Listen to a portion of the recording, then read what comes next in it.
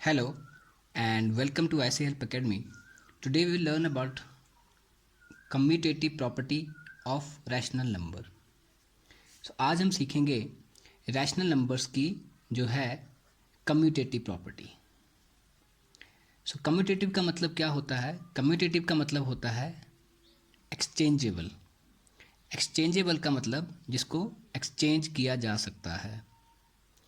तो या अब हम देखेंगे कि यहाँ पे कि रैशनल नंबर को एक्सचेंज किया जा सकता है या नहीं, कहाँ किया जा सकता है, कहाँ किया नहीं जा सकता है. जैसे मतलब सबसे पहले हम देखते हैं इसकी एडिशन में. एडिशन में हमने यहाँ पे लिखा हुआ है ए और बी. ये ए और बी ये दो वेरिएबल्स लेंगे हम. तो इनमें से ए और बी तो हम यहाँ पे लिख रहे हैं a plus b is equal to b plus a. इसका मतलब ये है कि अगर आप कोई दो वेरिएबल लें ए और बी प्लस ए, तो अगर आप करें ए प्लस बी और अगर आप करें बी प्लस ए तो उसका आंसर सेम ही आएगा. जैसे यहाँ पे हमने वेरिएबल की वैल्यू ली हुई है a इज इक्वल टू -2/3 और यहाँ पे लिया है b इज इक्वल टू 5/7. तो यहाँ पे हमने किया a प्लस बी. तो जैसे कि हमने यहाँ पे a प्लस बी किया तो यहाँ पे हमारे पास आ गया -2/3 प्लस 5/7. तो इसमें हमने यहाँ पे लिख दिया है जैसे -14 प्लस 15 डिवाइड बाय 21. ऐसा क्यों? क्योंकि इसका जो एलसीएम आया 7 3 21 और यहाँ पे हमारे पास 2 है तो 7 3 ज़ा 21 तो 7 2 ज़ा 14 एंड यहाँ 5 लिखा हुआ है तो 7 3 ज़ा 21 3 5 ज़ा 15 तो यहाँ पे ये 15 आ गया. तो ओवरऑल हमारे पास जो आया वो आया 1/21. अब हम देखेंगे करके ये था a प्लस बी. अब हम देखेंगे करके b प्लस ए. जब हम b प्लस ए करेंगे तो वहाँ पे भी हमने क्या किया 5/7. ये है लेफ्ट हैंड साइड, अब है राइट हैंड साइड. तो 5/7 प्लस -2/3. तो 5/7 प्लस -2/3 तो ये क्या बन जाएगा? माइनस का बन जाएगा. तो क्या हुआ? वही सेम चीज़ यहाँ पे आ जाएगा 15 और यहाँ पे -14/21. तो 15 - 14 साइन किसका आएगा? जो प्लस का. तो क्या आ गया? 1/21 आ गया. तो 1/21 आ गया. यहाँ भी 1/21 था और यहाँ भी 1/21 है. तो इसका मतलब अगर आप लिखें a प्लस बी तो वो बराबर होता है b प्लस ए, या आप लिखें b प्लस ए तो वो बराबर होता है a प्लस बी. तो यहाँ पे ये एडिशन में रैशनल नंबर कम्यूटेटिव होते हैं. नेक्स्ट सब्ट्रैक्शन में क्या है? अब देखेंगे क्या सब्ट्रैक्शन में ऐसा है या नहीं है. तो पहले मान लो हम देखना चाहते हैं दैट इज क्या a minus b is equal to b minus a है या नहीं. सपोज हमने a की वैल्यू ले ली 1/2 और b की ले ली 3/5. तो हमने किया a minus b is equal to 1/2 -3/5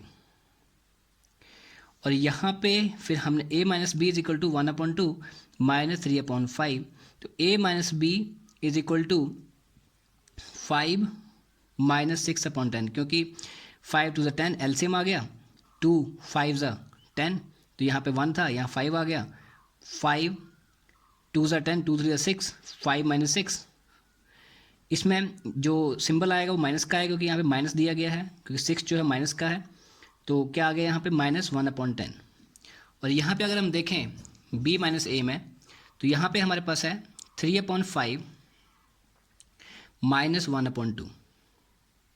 3/5 -1/2. तो यहाँ पे हमने किया 6 - 5/10 तो यहाँ पे हमारे पास आ रहा है 1/10.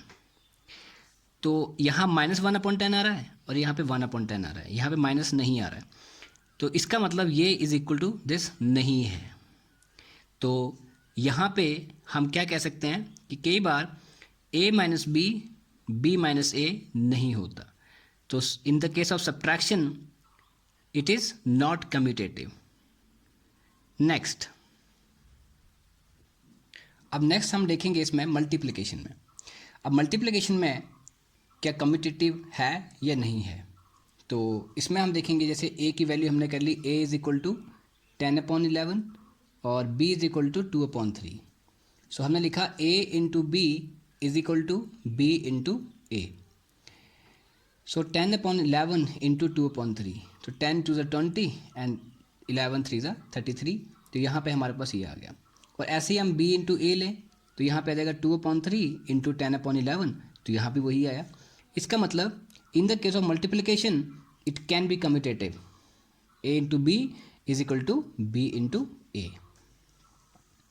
Next, in the case of division. अब क्या डिवीजन के केस में ऐसा है या नहीं है?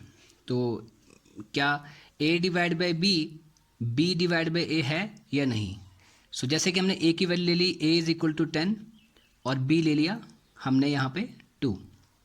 तो यहाँ पे लिखते हैं, पहले करते हैं a divide by b, that is 10 divide by 2। अगर 10 डिवाइड बाई 2 करेंगे तो क्या आएगा हमारे पास? 10 डिवाइड बाई 2 जो है वो हमारे पास आएगा 5।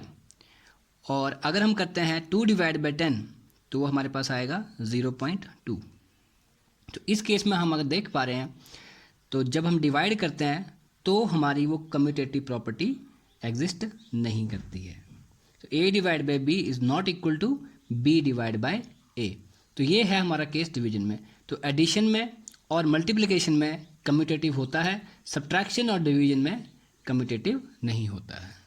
Thank you very much.